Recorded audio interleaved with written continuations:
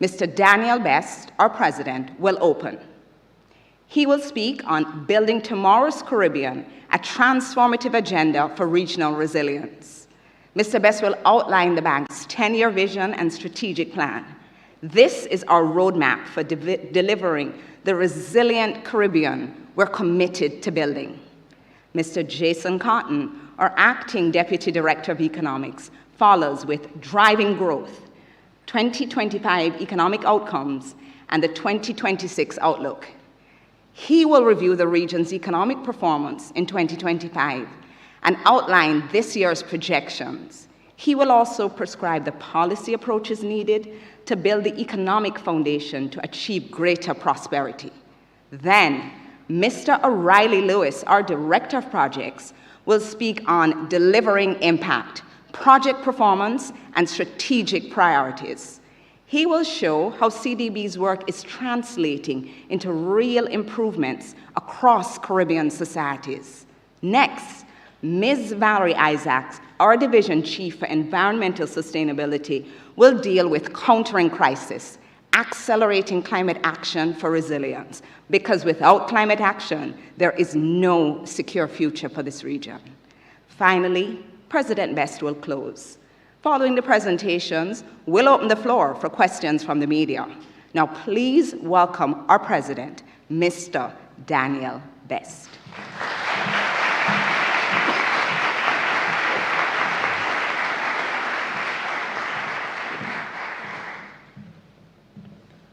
Thank you, Camille. Colleagues and friends, good morning. Today I will speak about where we stand and the future unfolding before us. We are living through a structural shift defined by heightened geopolitical tensions, technological acceleration, climate volatility, and reconfigured global supply chains. These forces are reshaping how countries grow, compete, and secure their futures. For the Caribbean, they converge into what I have called the decade of decision. Will we become architects of our own resilience or remain exposed to external shocks in a world that is increasingly selective and unforgiving? Even before recent turbulence intensified, we projected that between 2024 and 2033, the Caribbean would require a gross financing need of US $65.2 billion to prevent stagnation. Achieving true resilience, climate adaptation, stronger infrastructure, and fiscal buffers could double that figure. Add inevitable external shocks and higher growth ambitions, and the need escalates further. Our region has made measurable strides towards the Sustainable Development Goals, but in some areas, momentum has stalled. In others, reversed. At the current pace, 2030 will pass before we even meet them. The decade ahead cannot be financed or governed at yesterday's scale. The decisions we take today will ultimately determine whether 20 million Caribbean futures are protected or placed at risk. What does this new era demand of the Caribbean Development Bank? Do we operate with an outdated model or scale for a more complex and volatile era? We have boldly chosen to scale. Last year, I called for a rebirth of this institution. That commitment is now in motion. In February, our board approved the strategic plan for 2026 to 2035, providing a clear mandate that aligns the institution for the decade ahead. This plan is our North Star. It is built on rigorous scenario planning and stress tested against multiple futures, so we remain agile and prepared. It is anchored in an integrated resilience framework built on three interconnected pillars. First, social resilience. We are strengthening our people's ability to withstand shocks and still advance. Poverty, inequality, gaps in education and healthcare, natural hazards, youth unemployment, and migration continue to strain Caribbean households. Our focus is on ensuring reliable access to essential services, reducing extreme poverty, and delivering social protection that is responsive, inclusive, and grounded in dignity. Second, economic resilience. For us, economic resilience means supporting our countries so they can absorb multiple shocks while sustaining inclusive growth. We are shaping a more diverse, competitive Caribbean, powered by climate-resilient infrastructure, strong fiscal systems, digital connectivity, secure food systems, a vibrant cultural sector, and a private sector driving greener, innovation-led growth. Third is environmental resilience. In this region, environmental resilience is existential. It means strengthening our capacity to thrive while protecting our people, economies, and ecosystems from escalating climate and disaster risks. So we are advancing green opportunities and a nature-positive, climate-resilient, low-carbon region where stewardship fuels prosperity and reduces risks. How will we deliver on these objectives? By focusing on three operational priorities: youth, institutions, and climate action. Youth, because half our population is under 30, giving us a demographic advantage as global labor markets age. Our investments will expand opportunities, build skills and entrepreneurship, and position young people as development drivers. Ladies and gentlemen, we will also focus on strengthening the region's institutions. We all know resilient societies depend on capable, accountable institutions. Yet too often, procurement delays, fragmented implementation, and weak fiscal management continue to slow development. We will strengthen institutions to improve service delivery, reinforce policy frameworks, and build long-term credibility. Our focus on climate requires no justification. The region needs roughly US $14 billion annually for climate response, but mobilizes less than 10% of that. At the bank, we are committing 30% of our total financing and 35% of our Special Development Fund resources to adaptation and mitigation across the Caribbean. Gender equality, innovation, digital transformation, and regional integration will underpin every intervention, advancing inclusion and shared prosperity across our work. And no member country will be left behind. This is our promise to Haiti. We are strengthening our Haiti country office, supporting micro, small, and medium enterprises, renewable energy, and advancing disaster risk management, because resilience in Haiti strengthens resilience across the Caribbean. This strategic plan is also a blueprint for CDB's internal reform agenda, designed to deliver greater scale, speed, and impact. We are enhancing country engagement, making it easier to work with the bank while identifying bottlenecks in real time and strengthening our tracking of results. Friends, we recognize that CDB alone cannot address the region's needs. Therefore, we are deepening our collaboration with regional institutions while working more closely with other multilateral development banks on joint planning, investment, advisory services, and policy dialogue. We are unlocking the full force of the private sector, positioning it as a central engine of the region's resilience and development. We are also strengthening knowledge leadership through the CDB Academy, a platform for capacity building and knowledge exchange. This will support member countries in designing bankable projects and advancing evidence-based solutions and policy making. And our members have been clear. They expect 4 things from the bank: scale, alignment, catalytic capital, measurable resilience. And that transformation is already underway.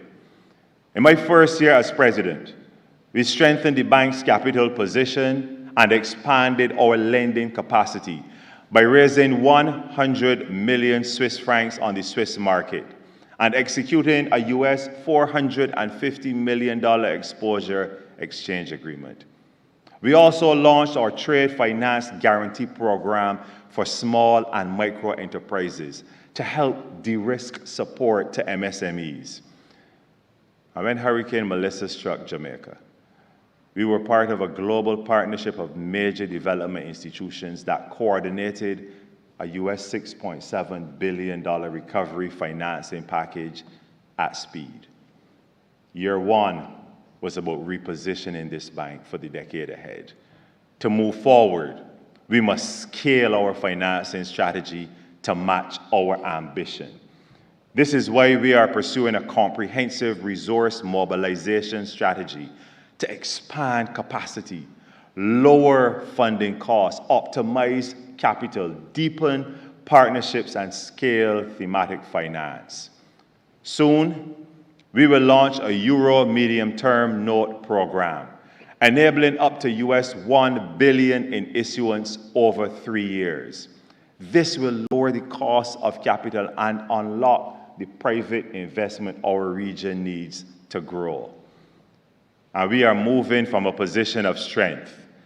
Fitch recently reaffirmed our AA+ credit rating with a stable outlook, reflecting prudent risk management and strong capital adequacy. Ladies and gentlemen, our world is becoming more complex, more unpredictable, and more demanding with every passing day. But moments of complexity are also moments of opportunity. Moments when bold leadership matters most. We no longer have the luxury of time because the choices we make today will echo across the next generation. This is why at the Caribbean Development Bank, we have embraced a profound transformation. We are strengthening our agility so we can respond faster. We are deepening our engagement so that countries, communities, and generations feel the full benefits of our interventions. And we are elevating our delivery because the people of the Caribbean deserve nothing less than excellence. I thank you. I will now hand over to Mr. Jason Cotton, our Acting Deputy Director of the Economics Department, to present the 2025 Regional Economic Performance and 2026 Outlook. Thank you.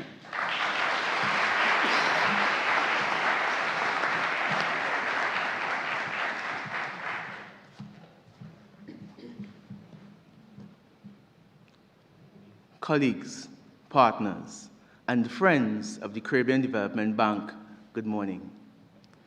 The year 2025 was a reminder of a familiar reality for the Caribbean. Small, open economies remain highly exposed to external shocks.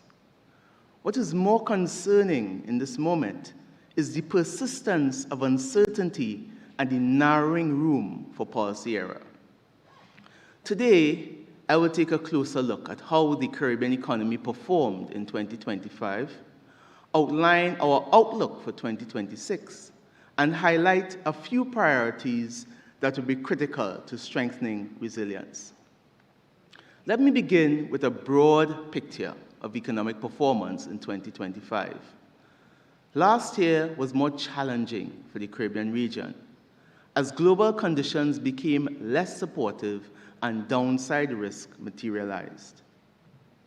Excluding Guyana, regional growth decelerated to 0.6% from 1.4% in 2024 as several economies recorded weaker growth or contractions.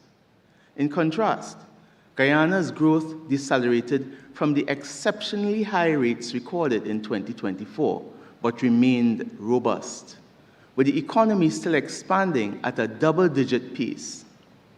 As a result, when Guyana is included, regional growth rose to 4.7%. Outcomes varied across other countries. Among commodity exporters, economic activity in Suriname accelerated, partly reflecting continued oil-related investment, while Trinidad and Tobago experienced muted growth. Service exporting economies expanded more slowly as tourism momentum eased. Once again, climate shocks weighed heavily on performance. Hurricane Melissa struck Jamaica while it was still recovering from Hurricane Beryl, pushing the economy into a second consecutive year of contraction. There was, however, some relief on inflation. In line with global trends, price pressures eased across most economies, with regional inflation falling to an average of 3.4% from its 2022 peak of 9.7%. Labor market conditions also improved in several countries, with lower unemployment and higher participation, though disparities remain, especially among youth and women. On the fiscal side, consolidation gains achieved in the post-pandemic period stalled in a number of borrowing member countries. Excluding Guyana, the regional primary surplus narrowed to 1.3% of GDP as expenditure growth outpaced revenue. Higher recurrent expenditure, climate-related shocks, temporary tax relief measures, and volatile non-tax inflows all contributed to the weakening. In Guyana, a substantial expansion in capital spending resulted in a sizable primary deficit. Consequently, when Guyana is included, the regional primary surplus narrows to 0.2% of GDP. While the regional central government debt ratio declined slightly to 46.6%, underlying vulnerabilities persist. Debt levels remain elevated in several economies, with central government debt still above 60% of GDP in 9 countries. Notably, in few cases, fiscal responsibility frameworks helped contain deterioration by enabling orderly adjustment to climate shocks through escape clauses. Turning now to 2026. Growth across the Caribbean is expected to remain modest. Excluding Guyana, regional GDP is forecasted to grow by 1.1%. Guyana is expected to expand by over 20%, lifting regional growth to 6.2% when included. Among other commodity exporters, prospects remain mixed, with growth outcomes closely tied to commodity price trends and production dynamics. Service exporting economies are anticipated to record modest growth, largely hinging on tourism and construction.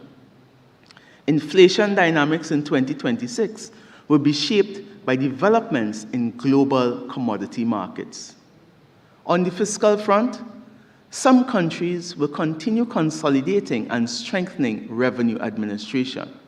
However, pressures from post-disaster recovery, rising wage costs, and declining citizenship by investment revenues persist. In several cases, these pressures have led to deviations from medium-term debt reduction paths and require fiscal adjustment to realign with established debt targets and preserve sustainability. That said, risks remain on the downside. Global uncertainty, geopolitical tensions, both globally and within the Caribbean basin, and climate-related shocks continue to cloud the outlook. Fiscal risk also remain pronounced particularly in highly indebted countries with limited buffers.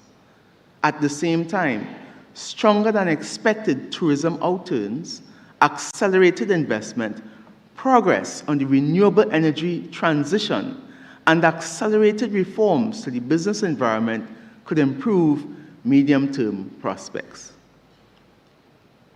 This brings me to the development imperatives. In the Caribbean's recent history, one external shock has followed another, each one underscoring how exposed small open economies remain. This year, beyond the shocks themselves, uncertainty has become more deeply entrenched.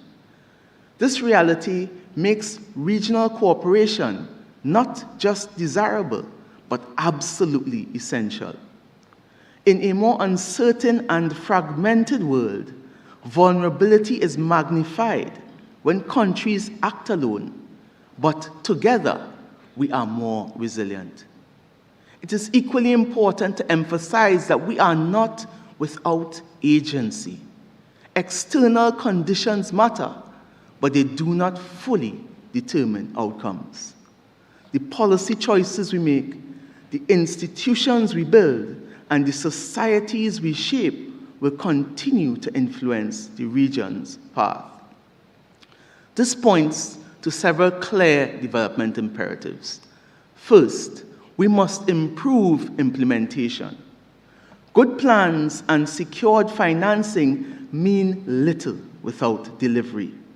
Implementation must match ambition. Second, we must diversify. Over-reliance on single industries leaves us exposed. More competitive, private sector-led economies are essential to lasting resilience. Third, we must build resilience by design. Invest upfront in stronger infrastructure, strengthen disaster risk financing, and ensure our social systems can respond when shocks strike. Fourth, we must strengthen fiscal institutions and safeguard debt sustainability. Wider adoption of well-designed fiscal responsibility frameworks will further strengthen policy credibility. And finally, resilience is about people. Equip them with skills, expand decent work, and unlock their productive potential. That is the foundation of sustainable growth. Taken together, these initiatives underscore a simple but powerful point. Resilience is built through credible policy choices, through stronger institutions, disciplined execution, investment in our people, and through regional solidarity. If we rise to meet this moment, we will not only withstand shocks, we will shape a more stable, more inclusive, and more sustainable Caribbean. Thank you.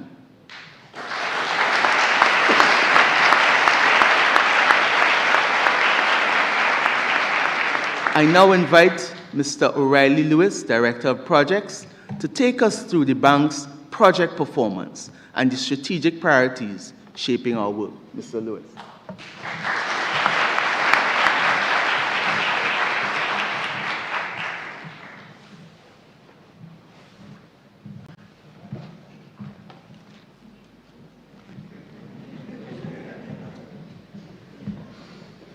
Colleagues, friends, today I will highlight interventions financed by the Caribbean Development Bank that delivered meaningful results across our Caribbean communities.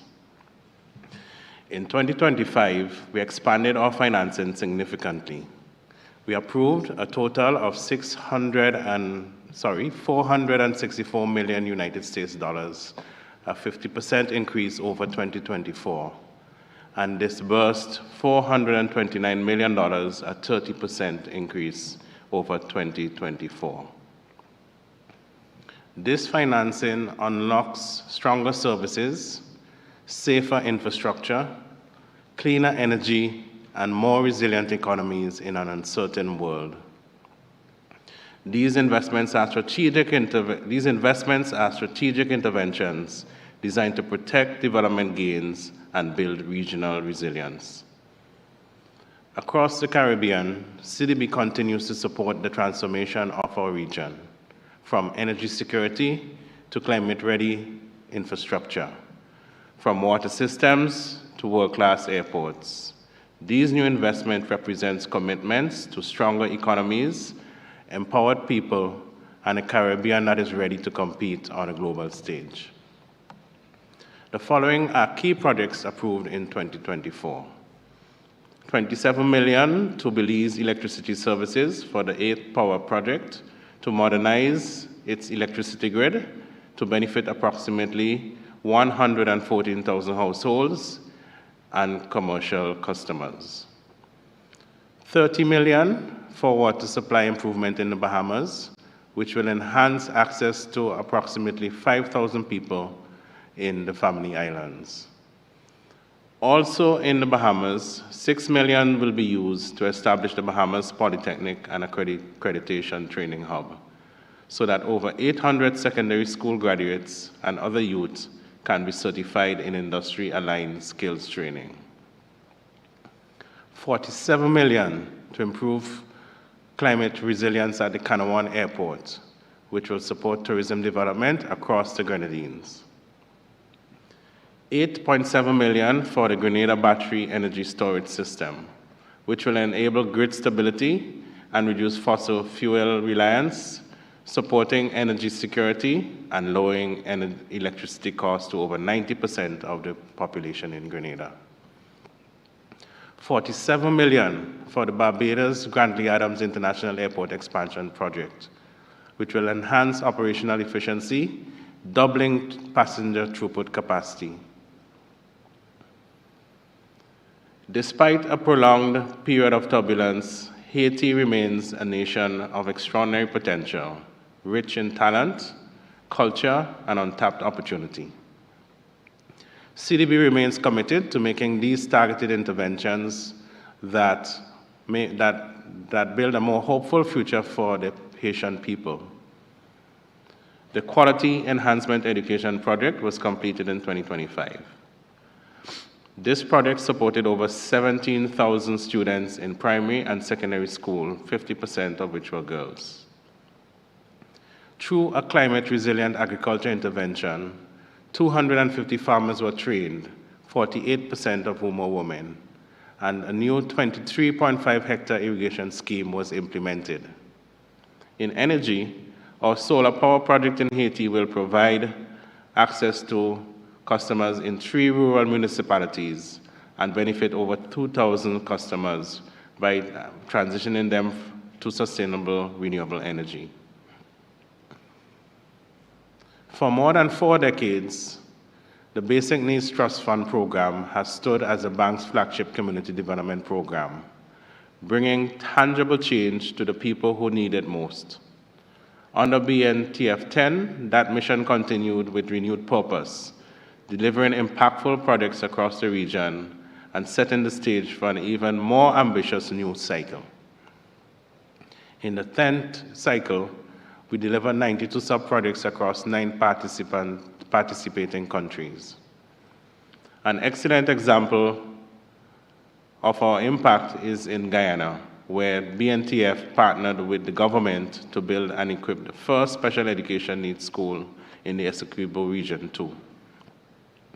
This facility now serves children with disabilities from nursery to secondary level, offering a safe, inclusive environment. In 2025, a new BNTF 11 program cycle was approved, with a commitment of $53.6 million. This program will be implemented over the next 4 years across 10 participating countries. CDB continued to prioritize the private sector development as essential for driving sustainable growth. CDB's DigiLab Finance program, delivered with the International Financing Corporation and the Caribbean Association of Banks benefited over 3 million people by enhancing data analytics and financial services while reducing lending bias and costs across 10 institutions. The Cultural and Creative Industries Innovation Fund also expanded, supporting over 200 participants across 14 countries and awarding grants to 12 micro, small, and medium-sized enterprises. Our C-Trades Caribbean Regional Hub supported over 1,300 women-owned businesses through training, market access, and technical assistance. Moving to knowledge leadership, at a time when development challenges are becoming more complex and interconnected, CDB continued to lead with ideas that shape the regional agenda. We brought regional and international partners together to share solutions and address common development challenges. Through dialogue across education, gender equality, risk management, and sustainable infrastructure, we collectively explored how financial innovation, climate-responsive approaches, and stronger institutional capacity can accelerate development outcomes. As we move into the future, the bank will continue to focus on our core sectors, including transport, water and sanitation, education, and sustainable energy. We will strengthen our focus on resilience and the increased use of technology as a catalyst for improved efficiency of service delivery. We will continue to work assiduously to improve our project implementation and delivery. Our work in diagnosing implementation capacity challenges will therefore be critical, ensuring that countries not only design transformative projects but also implement them effectively. Together, with our partners and the communities we serve, we will continue to deliver results that strengthen resilience and create lasting opportunity for our Caribbean people. Thank you.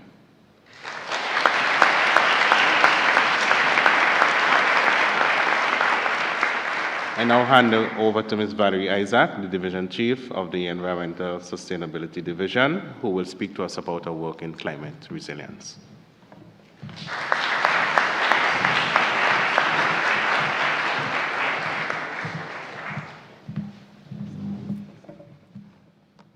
Ladies and gentlemen, good morning. Today I will outline the Caribbean Development Bank's continuing work to strengthen resilience against climate change and disasters, share more information about our achievements in 2025 and our plans for 2026 and beyond. The Caribbean remains one of the most vulnerable regions globally.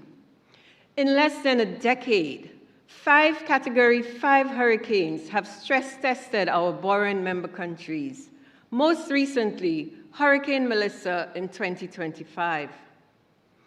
These extreme weather events have compounding impacts. They disrupt our economies, devastate infrastructure, destroy lives and livelihoods, inflate debt burdens, and obstruct the path to sustainable development. Climate change intensifies these events. The climate crisis is therefore not simply a challenge. It is an existential threat to our development and well-being, particularly for the most vulnerable people. Consequently, CDB takes a holistic approach to climate resilience and provides concessional finance, technical support, and thought leadership necessary to translate policy into people-centered, bankable investments. And our commitment is quantifiable. You heard the President mention our annual climate finance targets and our plans to increase those targets by 2027. In 2025, our climate finance commitments reached $226.7 million, or approximately 50% of total project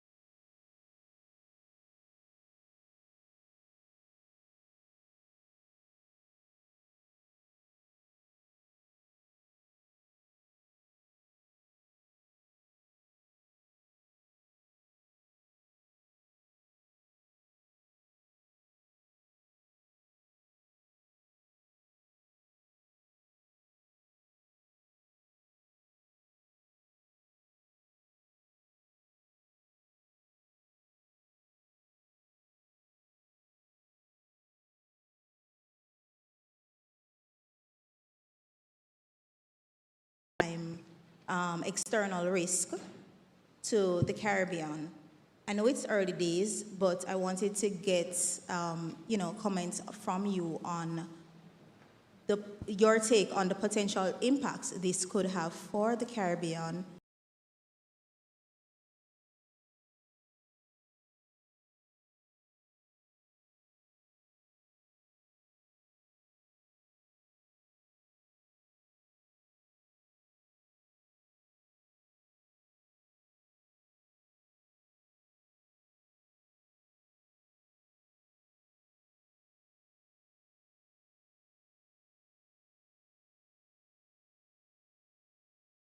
Did acknowledge that there's considerable uncertainty, considerable downside risk. Now, in terms of the conflict with Iran, what we've already seen is that there has been an uptick in commodity prices, higher than we have seen in the recent past. And what that would mean is that for our commodity exporting countries, that would be a positive upside because, of course, they export commodities. But the majority of our member countries are service exporting countries. And as a result, that increase in prices would have implications on inflation, it would have implications on growth, it would have implications potentially on tourism demand. But I think that there still is a lot of uncertainty. So what we do expect is that if it persists, there would be upside and downside risk, but I think we need to wait to see how this situation continues to evolve. Okay, no problem. The second question that I have goes to Mr. Best. The Caribbean has recovered in headline growth terms, which we've seen, small but recovery. But what we see still is that many households are struggling. They feel pressure from the high cost of living, repeated climate shocks that we've been talking about. And what I want to know really is whether the CBD thinks that what we're seeing now in terms of growth, is it genuinely the region strengthening economically, or are there vulnerabilities still beneath the surface? So, in short, is the recovery really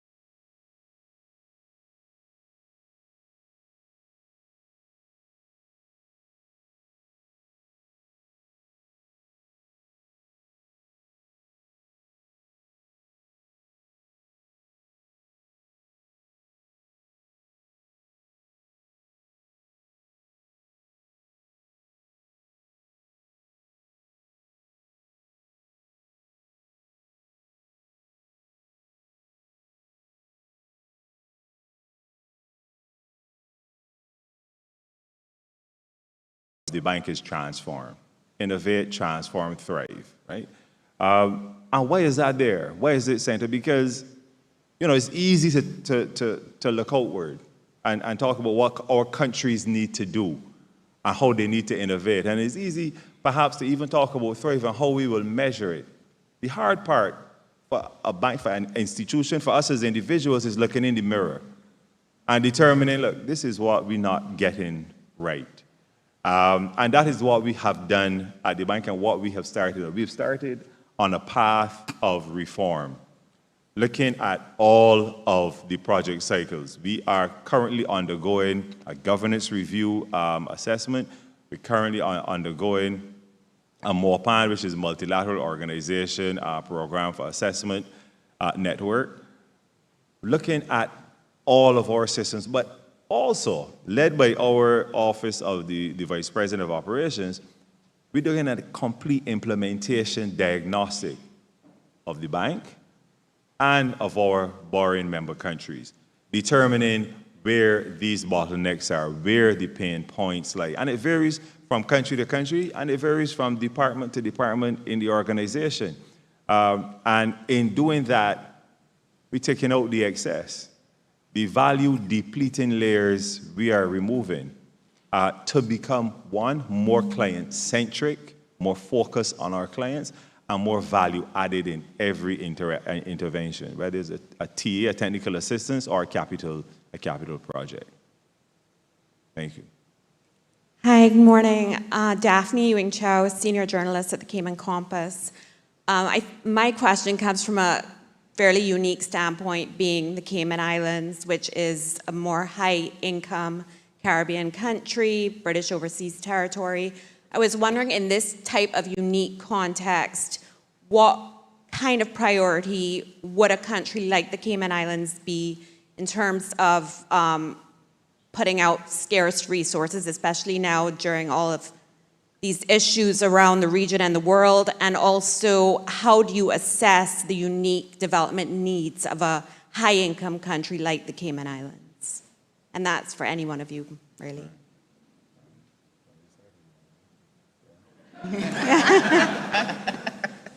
My team is so kind. They always let me go. Thank you for that question, Daphne.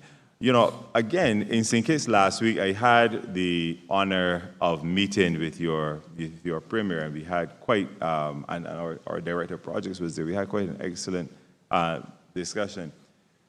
Cayman is a high priority for the Caribbean Development Bank. And why is that? One, as you mentioned, you're high income. Yes, you also have very high credit. And there are resources that we have as a bank that we believe will be quite attractive to Cayman. We've mobilized resources in the climate space. We know that Cayman, for instance, is vulnerable to climate shocks like the rest of the region, but also because of the topography of Cayman, it is highly exposed. How do we harden the infrastructure in Cayman? How do we harden the beach and coastal areas in Cayman? We have climate resources that we have mobilized that can serve Cayman very well. There's also the matter of human capital development in Cayman. How do we treat with our youth and young people? We know Cayman is not unlike other Caribbean countries where we have challenges with our youth and young people. And there's a disturbing statistic which I'll share with you. We touch on youth unemployment in the region frequently. But what we have discovered at the bank is an acronym called NEET, N-E-E-T, not in employment, education, or training. 24% of the region's young people are not in education, employment, or training. That's a quarter almost, 1 in 4. How do we reach them? How do we make? We know that youth in Cayman, for instance, also see moving to other countries outside of the Caribbean, even after they have been educated in the region, as a path for which they can grow and raise a family. How do we cause them to stay, such that, as we said, talent isn't our greatest export? So we have resources in both the climate space, but also in the youth development and capital, human capital development space, that regardless of the income level of our countries, we think will be a benefit to our board member countries. Thank you. And my second question is to Mrs. Isaac.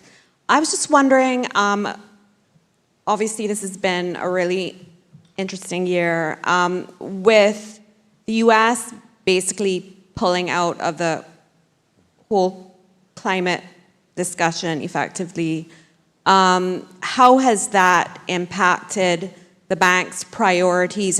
Have more resources been shifted in that area to make up for the shortfall with the US pulling out? Thank you.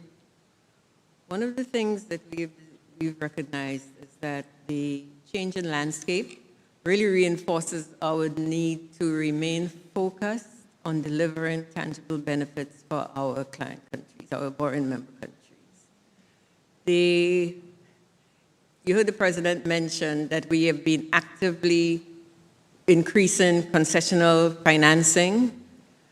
We've also been, I mentioned the project preparation facility that we had got operational, and that is to help our countries have projects that they can readily submit for financing. So what we've really done, yes, ODA resources and for climate finance have been reduced. However, what we've done is basically double down on the resources that we have. We've mentioned, I think through all the presentations, you heard us talk about being catalytic. And so again, we're using the capital we have available to us to leverage and draw in more private and public sector capital. So that is the focus that we do. We're not being sidetracked by other things happening. We're trying to ensure that we make the best use of what is available to us. The President talked about deepening partnerships and strengthening partnerships. So that is the route that we're taking. Thank you.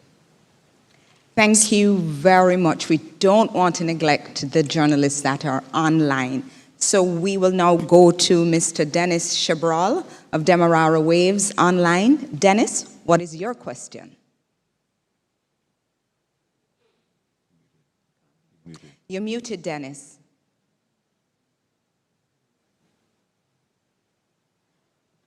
Yes, my question basically amounts to somewhat of a follow-up to one asked earlier. I wanted to have a little more precise answer. How soon do you think Caribbean people will begin to feel the impact of the Iran conflict and cost of living and the tourism arrivals? And what can be done to mitigate such impacts, if any? Jason, I think that one is squarely in your court. Dennis wants a date. So Dennis, I can assure you that if I knew the answer, I would get the Nobel Prize. I think there are a lot of moving parts, Dennis. There are a lot of moving parts in this scenario in terms of the cost of living. Let me give you a practical scenario. When there were shocks at the beginning of 2025, in terms of the first set of announcements in terms of the tariffs, at the end of the year, global prices or in deflation rate, there was still inflation, but the pace has declined, right? And that was related to the response of the various actors in the system. So similarly, what we have seen is as you've said, global commodity prices go up. But there have been announcements as soon as this morning, which suggests that the situation is extremely volatile. So to give you a date would be unwise of me. But what I can assure you is that there would be, if it continues to manifest in this way, there would continue to be, and we'll have to monitor the situation closely. That is the best I could give you. And we are monitoring the situation closely. Thank you, Dennis. And to our guests from the media in the hall, we're asking you please to stand when you ask your questions. Thank you very much. Isola Alfred, senior journalist, Health and Television System, St. Lucia. We have several borrowing countries who are doing away with their Cuban medical programs out of fear or to win favor. What is the expectation and measures put in place for any increased borrowing for health expenses?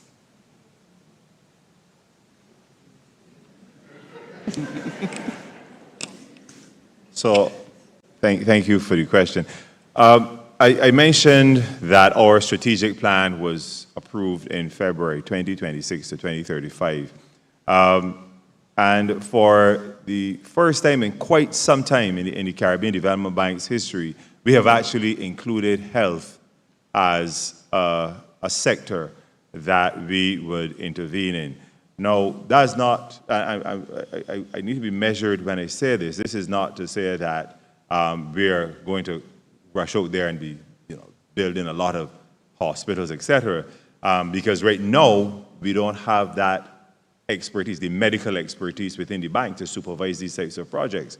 So that comes then to the matter of deepening partnerships. On let's take Barbados, for instance, and this is one of the reasons why we stress that health needed to be included in our strategic plan for the next 10 years. Barbados has consistently been pretty high in global NCD tables, pretty high. So for Barbados and some of our other Caribbean countries, health is actually a developmental issue. And as the region's sole indigenous multilateral bank, we can't turn away from it. So to your question, with Cuban medical practitioners perhaps exiting the region, this will or could certainly become, again, like Mr. Cotton mentioned, we are monitoring all of these situations, but it could become a developmental issue. And as the region's development bank, we are here to support our countries, and it would be a matter of how they come forward to us and how we engage with them in our country engagement strategies. Outside the strategic plan, each country has its own CES, country engagement strategy, and if they capture within that the health concerns or the health sector or challenges within the health sector, then we will seek to respond, whether directly or through partnerships. Thank you. And you did mention in your 2026-2035 strategic plan that it rests on 3 pillars: social resilience and economic resilience, as well as environmental resilience. Mm-hmm. There was a mention of a commitment of a 30% climate financing target and then 35% in 2027. Can you tell us what are the investment figures attached to the social resilience and economic resilience portion?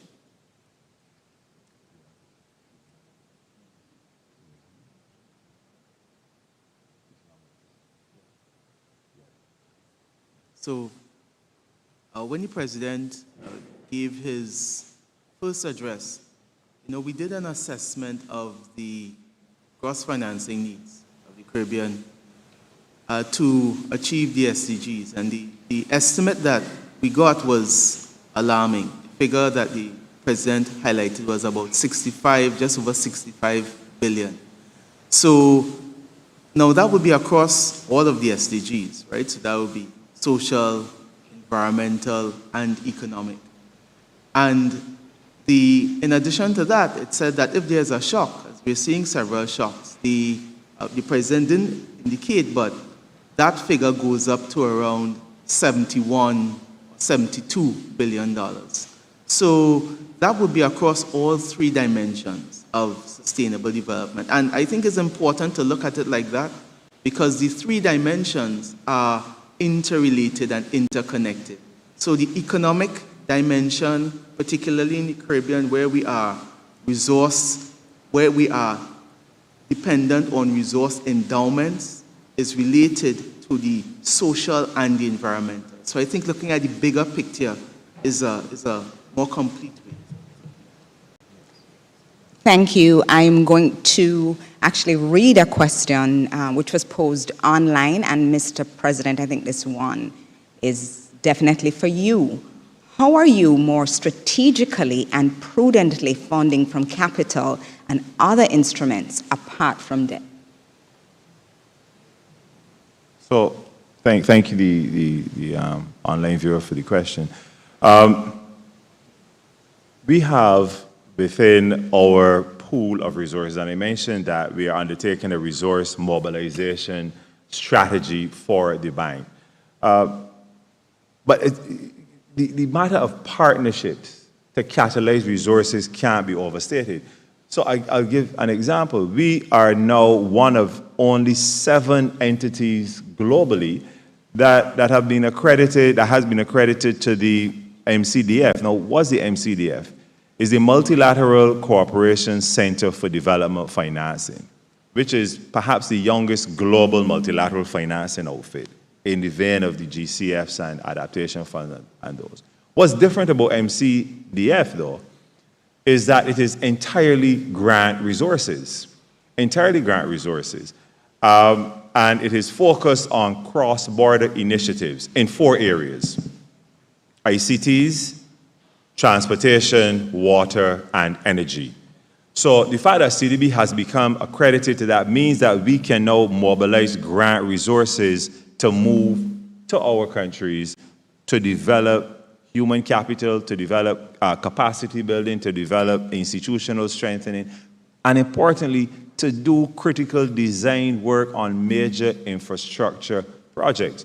The other point I would want to make on how we treat with financing without using debt is one I spoke of before, which is the contingent recoverable grant for Nevis geothermal, which is fabulously innovative in that we provided $1 million to Nevis, and then another $16 million that is contingent. Now, if it becomes, the project is successful, only then it becomes debt. But in the absence of that, it remains a grant. So we are supporting our countries developing the natural endowments with very highly concessional resources. And I'll just close perhaps this response by speaking to the fact that last year, our shareholders replenished our special development fund to the tune of $460 million US. Now, that's highly concessional financing with extremely long tenors, which makes a very minimal impact to the overall debt overhang of countries. So I'll stop there for now. Thank you. Thank you very much. And staying with our online journalist, Mr. Jules Vasquez from Channel 7 News in Belize will pose the next question. Jules, welcome. You're muted. Are you able to hear me now? We are. Okay, excellent. Hello, good morning. Jules Vasquez from Channel 7 in Belize. If I could just ask 2 questions and fold it in one. President Best, I heard you speak about the importance of involving youth. I haven't heard it a lot. I haven't heard a lot of discussion about crime, and I have not heard a lot of discussion about engaging youth, because you know that brain drain, to use the simplest term, is one of the greatest problems facing the region. You alluded to it, you know, that our greatest export is the human resource.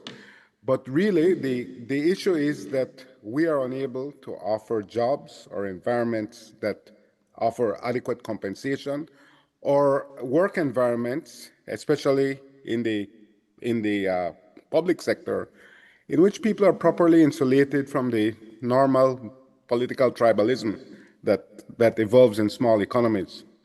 So that's number one.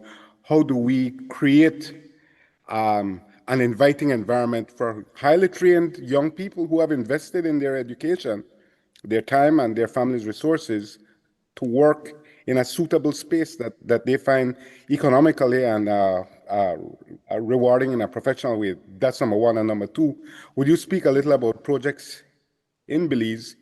I know there had been, it's sort of going up again, but what areas of interest particularly does the bank see in Belize? Thanks very much.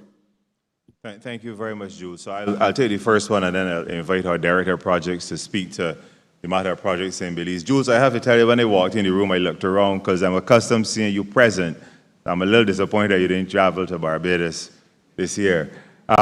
Jules, look, on the matter of youth, we can quote statistics. We can speak about, you know, the fact that 85% of violent crime is committed by youth between 16 and 26 across the region. But this morning I want to talk about real people, if you would allow me. And I want to speak specifically about the Youth Economy Project in St. Lucia, one in which we intend to roll out to some of our other board member countries. I want to speak about a young lady whose name is Arissa Dennis. Arissa is a 25-year-old entrepreneur, Jules. And she is the proud owner of Pure Hydro Farms in St. Lucia. And through a grant from the Youth Economy Project that we are financing, incidentally, she is one of 1,080 young people in St. Lucia that receive grant resources. And her business is focused on producing sustainable vegetables in St. Lucia. Through that business and through the grant that she received, she's now able to expand. She has expanded her product offering to include beets and tomatoes and other fresh produce. I also want to speak about one that is very close to my heart, a young lady by the name of Shanique Ellington in Jamaica. She is the proud owner of Le Champ Cosmetics. Le Champ is a Caribbean vegan cosmetic brand that she has created. She received a grant through the Grow and Go aspect of our She Trades program that we're doing in connection with the International Trade Center. With that grant, she was able to expand the digital offering of Le Champ Cosmetics, including an AI chatbot on her website, but also, and this is the part that I really love, she has included an innovative shade matching tool on her website for all skin types and colors. Now, she came to CariFesta 15 and she was able to secure three retail postings in Barbados, 2 in Jamaica. Trinidad and Cayman are currently pending, and in the summer of this year, she will do a UK launch of Le Champ Cosmetics, all through the grant. Yes, you can clap for that. So I'm telling you, this is what Shanique Ellington is doing, and there are more. I could speak about Coyote James, also in St. Lucia, a visually impaired 30-year-old young man who has a real 3D printing business, and through a grant for the in the Youth Economy Project, he's been able to get more equipment to expand his product offering. Now, here's the thing. Youth need opportunities.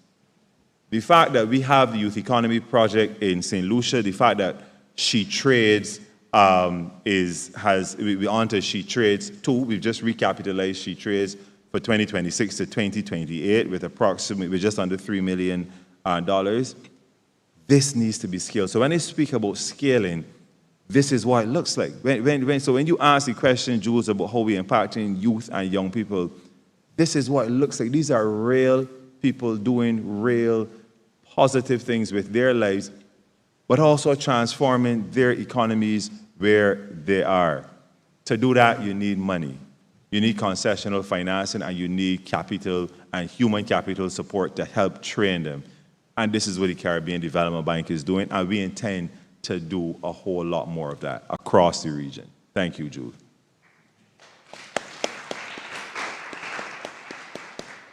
You want to speak about the projects in Belize? So, the projects that we're doing in Belize, just to support what the President is saying, the bank, in terms of youth, our approach is to deal with the core challenges that impact poverty. And so we have a very strong education project program, and there's several education projects that we've done over the years in Belize. But we also are working with the Belizean government to do specific projects. So there are 2, the Youth Community Transformation Project, which was approved in 2012, and the Youth Resilience and Inclusive Social Empowerment Project, RISE, which was approved in 2016, are examples where we would have designed projects specifically targeting youths that to complement the work that we're doing in education in MSME and the work in BNTF. So generally, our approach to tackling this problem is tackling the root cause that would empower and improve the skills training for young people in all our member countries. Thank you, Jules. And we will move the focus back to the in-house journalists. Thank you. Good morning. My name is Chester Robards from the Nassau Guardian in the Bahamas. Just wanted to ask, I know Mr. Cotton talked about improving support for ourselves in the region. And we talk a lot about expanding trade throughout the Caribbean, as well as inter-Caribbean travel, connecting economies within the Caribbean and us becoming some of our own best tourism customers. I myself also, I have to fly past my island tomorrow to get back home, right? So, so what's the bank seeing in terms of improvements in these areas? And are you seeing people come to you, individuals or even countries, to try and solve this problem within the region so that we can help each other grow our own economies? I was happy to see OK from the Fraxum Bank here. I know they raised their cap limit for the Caribbean to $5 billion. And even just improving trade with African nations as we're talking about that. Yeah.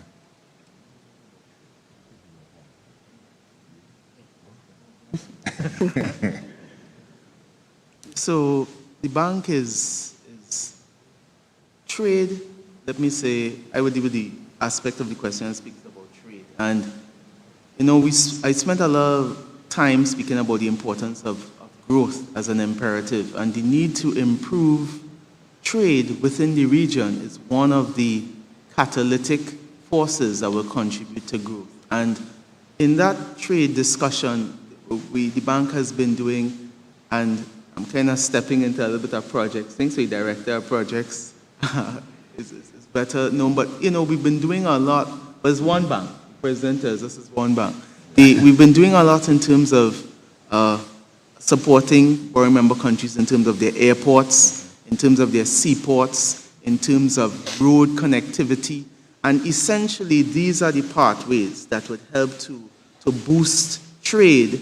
And as well, the airports would also assist in terms of connectivity, right? Then there's the other aspect of flights, etc. But the bank is actively engaged in those areas. Let me stop there and allow my colleagues. Yeah, no, I would just, that is absolutely spot on.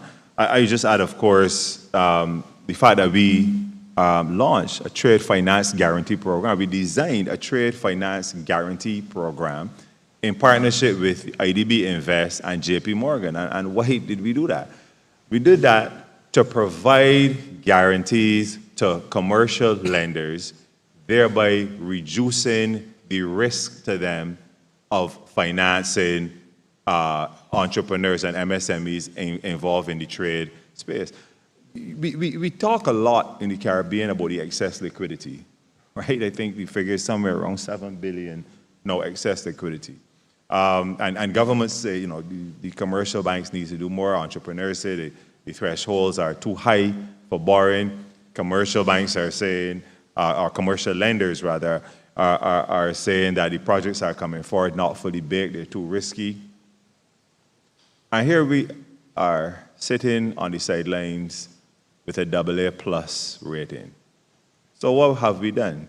We've brought our AA+ rating to the game, right? And we've said, okay, this is what we're going to do. We're going to provide you commercial lenders with a guarantee. That reduces your risk of providing financing to them. But also, because your risk is reduced, we expect a lower rate to also get to these entities involved in trade. And so we expect now for there to be more movement interregionally and internationally within the trade space by virtue of our guarantee.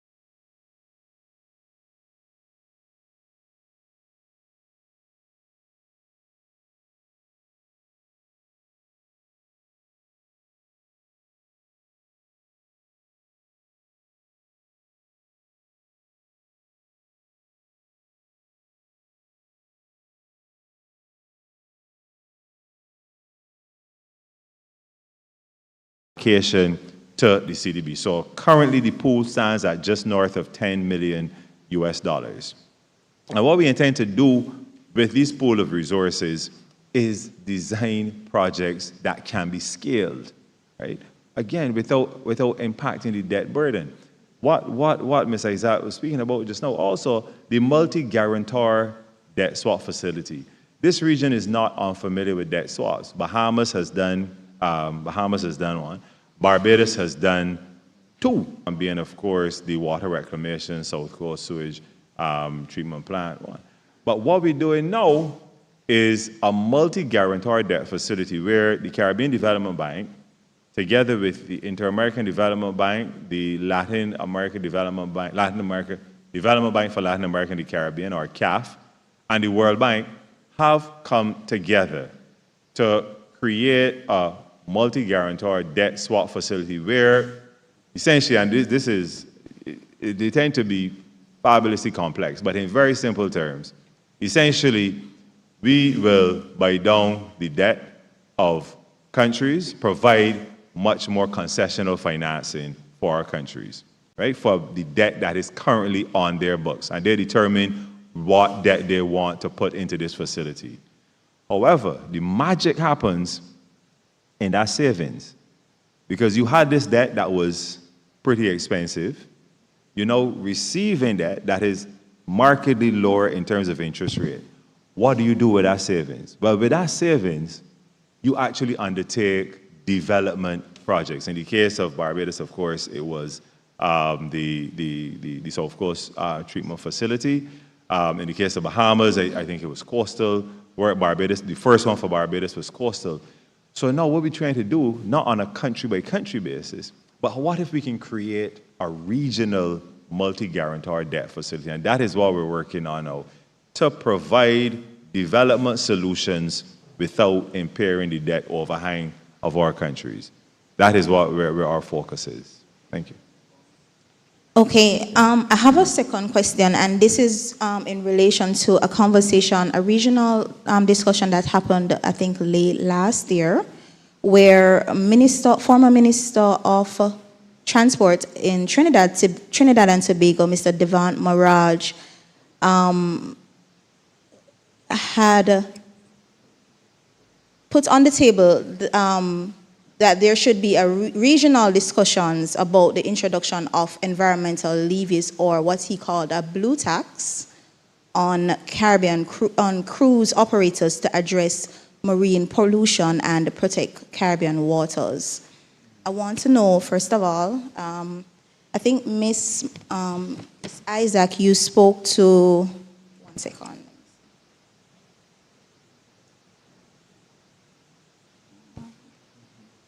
Oh, a $200 million regional blue economy program that I'd like to know a little bit more about. But I also want to know if what's the CBD stance on that blue tax suggestion that was put forward by Mr. Maraj. So the blue economy program that I spoke about is actually under development, but it's really intended to support a whole suite of adaptation and mitigation actions for both private and public sector. And from the various consultations, there have been 6 or 7 areas that have been identified, focusing, for example, fisheries and aquaculture, marine technology, I think waste management, including the whole issue of the circular economy, and of course protection of coastal and marine areas. So demand, we figure that demand for activities under this program will ultimately determine the sort of actual investments that materialize under this program. So it's really actually quite new. So it's in the early stages of development. And I'll let Jason speak about the taxes. So the question has many dimensions, because what you're speaking about is the introduction of a new tax and the suitability of that tax. So, you know, whether new taxes are introduced, you would have to look at the specific countries' tax mix, their tax to revenue ratio, and generally, what we tend to advocate first is for improvement in efficiency or compliance rather than the introduction of new taxes, because new taxes could have other adverse implications. Now, with that said, I did say that the Caribbean region we depend on our natural resource endowments, which means that in our sun, our sea, our sand, our ocean resources, these are very important to us, and we need to ensure that we are balancing the utilization of those resources with ensuring that they are sustainable over time. So the point I'm making is that, and before I wrap up, I just wanted to say that we've seen internationally a trend towards the introduction of these taxes. The UK and Europe introduced the Carbon Border Adjustment Mechanism tax, which is a tax essentially on fertilizers, etc., which impacts predominantly in the region exports from Trinidad and Tobago. So we've been seeing these new taxes. The bank, I don't think we had to make an utterance in terms of whether the introduction of one tax or another is important. I think that is within the jurisdiction of a sovereign state. But what we're advocating for is the need to balance the need to utilize our natural resources and the sustainability of those resources over time. Thank you very much. I think we have a question from online, and this is Mr. Julian Rogers of Caribbean Bridges. Julian, over to you. You're muted. For Valerie Isaac. In light of the damage done to Jamaica by Hurricane Melissa last year, how has that changed the bank's reaction to disasters such as that? What lessons did you learn from last year, and what are you ready to deal with in the upcoming season? Thank you.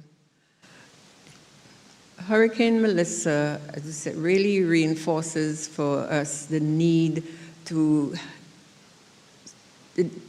work more with our countries on what we call the proactive type of interventions. So we already support some of our countries with, for example, their CRIF premiums. We've been talking about supporting them with developing some new instruments. I mean, the President mentioned some. However, we realize that the early warning systems is another area that we realize that we need to work, well, not realize, but that we will continue to work with our countries on. In fact, in summary, I mean, it's really important. The preparedness aspect of building resilience is really, really important. And we understand that in addition to the preparedness, also we strengthen some of our instruments to help countries with the recovery aspect of it. So along the whole chain of disaster risk reduction, there are several areas that we have, we've determined that we will continue to work with our countries on to reduce some of the vulnerability associated with some of these storms. Thank you very much. I'll just have a last call in-house. If any of our journalists have a final question. Good morning, Deanza Roberts, the Caribbean Broadcasting Corporation, CBC. I think my question really was answered, but I'll still ask it. In terms of infrastructure, how concerned are you that building codes are not kept in terms of how people build? Because we keep seeing these hurricanes and stuff like that. So in terms of infrastructure, your concern and any advice for the region? Thank you. Our Director of Projects will take that one. So thanks for that question. I think you've identified some of the core issues that we need to address in the region in relation to what Valerie was just speaking about, being better prepared for the storms. The situation in terms of building codes and the enforcement of those building codes vary from country to country. In jurisdictions where they exist, they are oftentimes not enforced in a way that actually makes them effective. The bank, we've been working with CrossQ to help to put in place or update the regulations and the codes that are a little bit dated, and to find more effective ways of implementing, of making these codes more effective across the board in our member countries. In addition, we are helping with the core work. We currently have a study with, I think it is CIMH, which will look at the rainfall intensity curves, which is what design engineers would use. They would use to help with prepare better drainage facilities and better road infrastructure, better flood mitigation infrastructure. So we are looking at this from a root cause point of view, and we are dealing with the institutions, with partners in CARICOM, and the individual countries to see how we could strengthen this aspect. But until this is fixed, we will continue to have problems, challenges in the region. And it applies to all aspects of infrastructure, from households, from household billing codes, to road infrastructure, to transport infrastructure. Everything has to be done, not only to withstand the risks that portend today, but as projected due to changing climatic conditions moving forward. Thank you very much. And we are, of course, aware of time, but closing question, which was posed online by Mr. Fitzmore Peters. The strategic plan calls for expanded private sector engagement to drive growth. Private sector lending carries higher default risks than sovereign lending. Is CDB's balance sheet strong enough to absorb potential losses from riskier private sector investments? And what's your appetite for risk? I guess I'll take that one. Thank you, Mr. Peters, for that question. We are intensely proud and protective of our balance sheet, as you would have seen from the recent Fitch ratings assessment of the Caribbean Development Bank. Not only did it reaffirm, of course, our AA+ rating, but it noted that even though we are rated as AA+, we are capitalized at AAA rating. So the strength of our balance sheet is unquestioned. Just one peek behind the curtain. We monitor something at the bank called our risk-adjusted capital. It's our risk-adjusted capital ratio. And to date, it is at the highest it has been, certainly in recent memory for the bank. So even with our initial forays into the private sector, we will not in any way impair the bank's balance sheet. And how will we go about this? Well, we have, for instance, supported equity investors who will lend to various businesses within the region.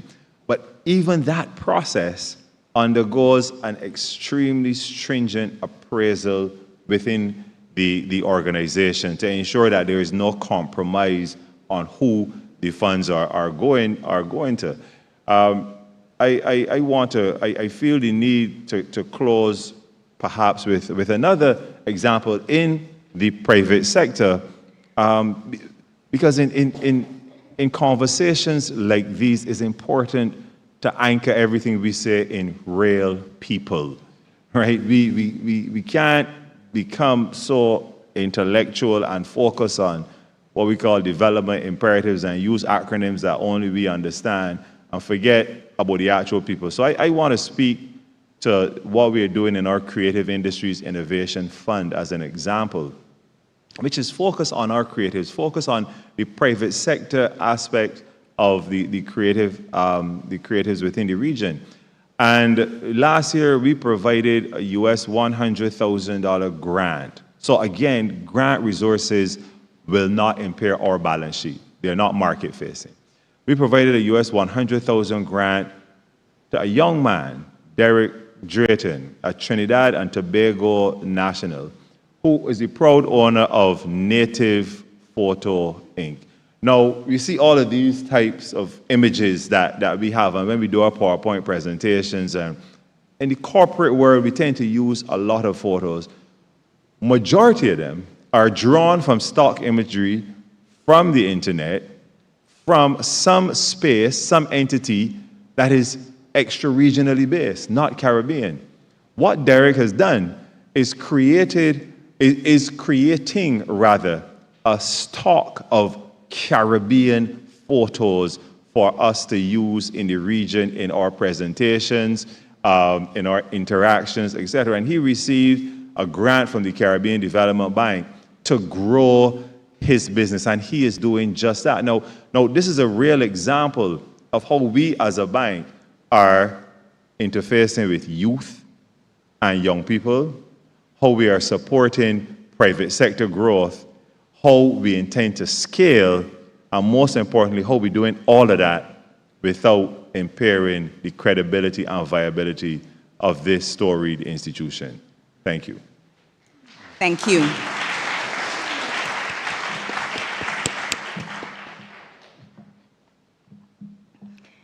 Before we close this morning's proceedings, let me thank our speakers. Mr. Daniel Best, President of the Caribbean Development Bank.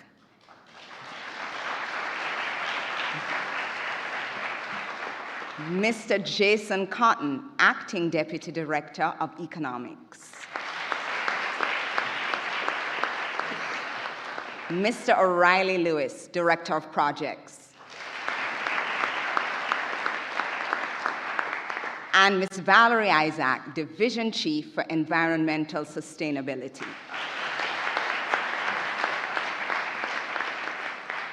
A special thank you to the members of the media. The work of building resilience and securing Caribbean futures cannot be done without you. We value your partnership as we pursue this critical mission together. To everyone who joined us in person and online, thank you so much. Now, the conversation doesn't end here. It continues on our social media spaces, in your newsrooms, and in communities across the region, wherever Caribbean people are confronting the realities and possibilities of our collective future. And know this, CDB will always be part of the solution.